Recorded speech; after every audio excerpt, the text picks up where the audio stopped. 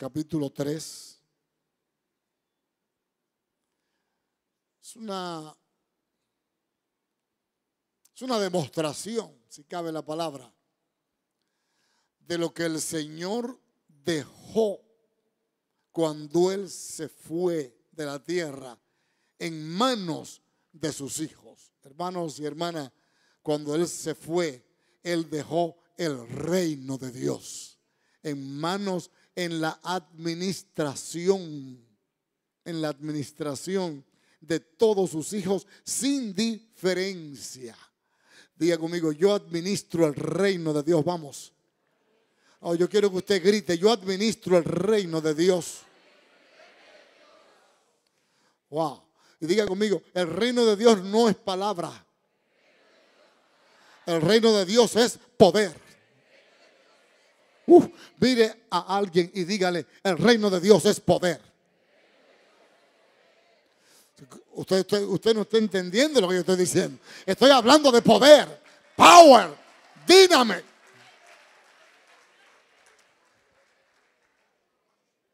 Cada cristiano que está aquí, cada convertido, mire para acá, cada nacido de nuevo, tiene que entender que su vida está llena del poder de Dios. Estoy diciendo una poderosa verdad en esta noche. Que usted use o no lo use, eso es otra cosa. Usted puede ser millonario y comer yuca por la mañana, yuca al mediodía, y si se descuida, yuca 3 veces al día. Y es millonario. ¿Usted me está entendiendo?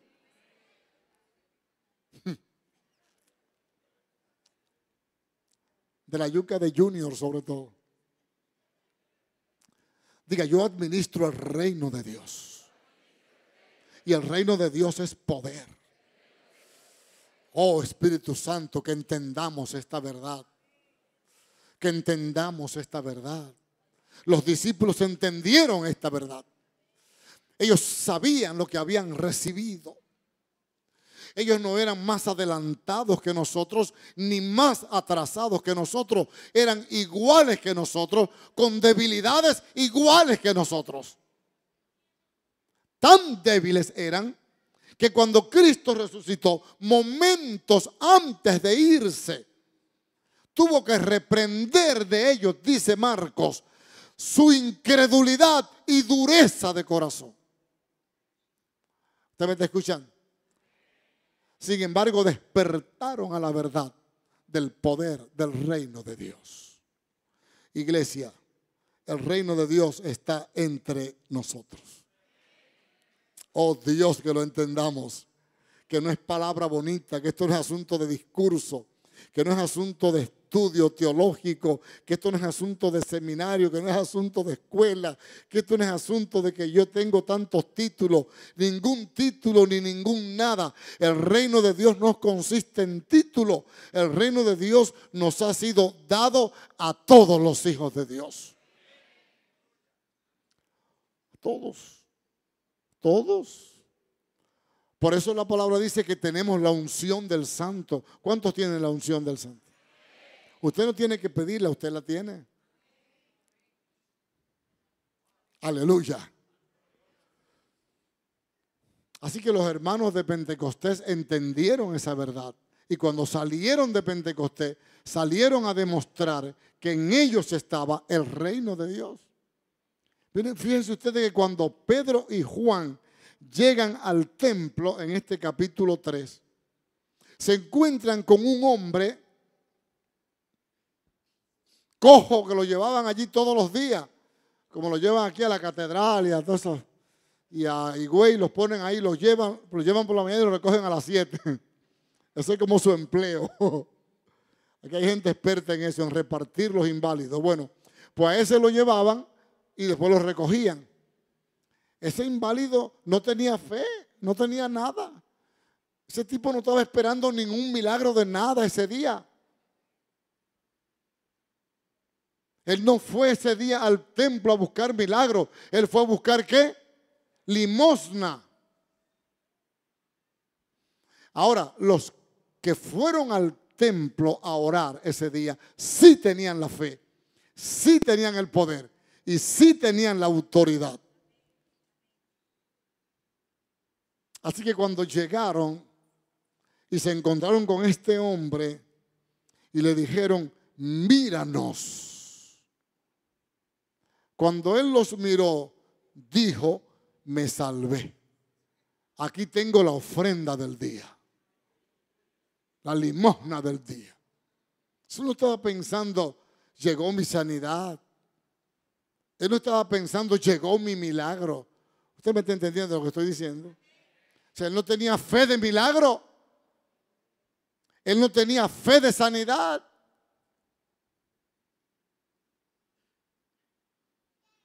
Pero allí llegaron dos hombres que tenían la fe que él no tenía para producir lo que realmente él necesitaba.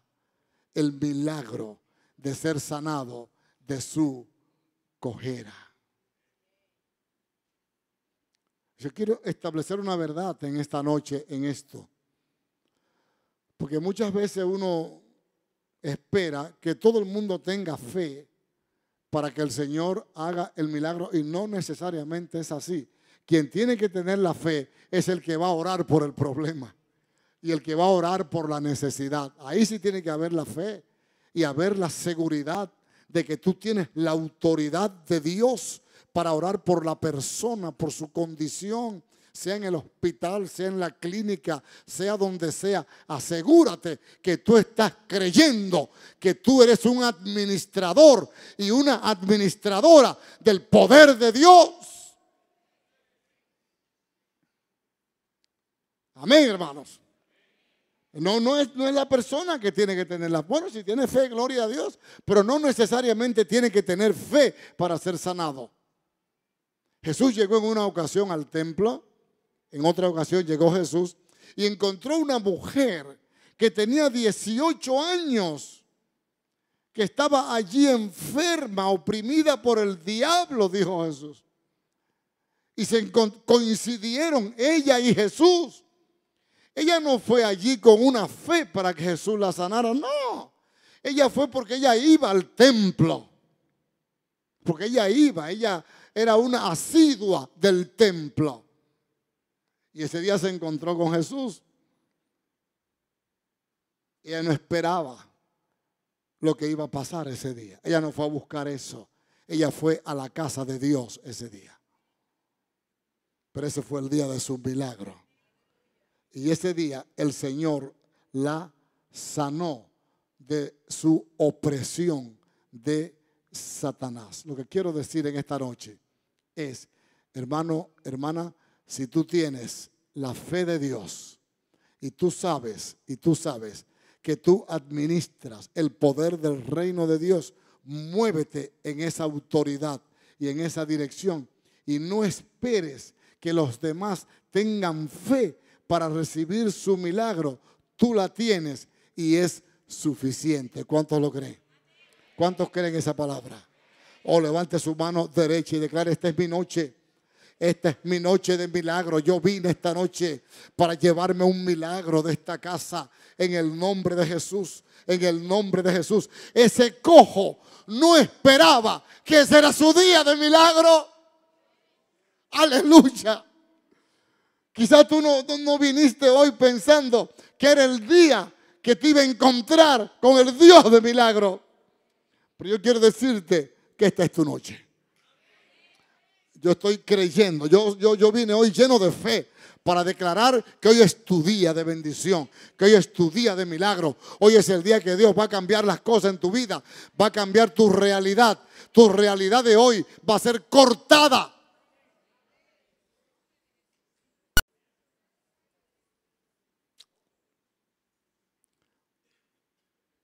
Hay una historia de esa escritura muy simpática, muy bonita.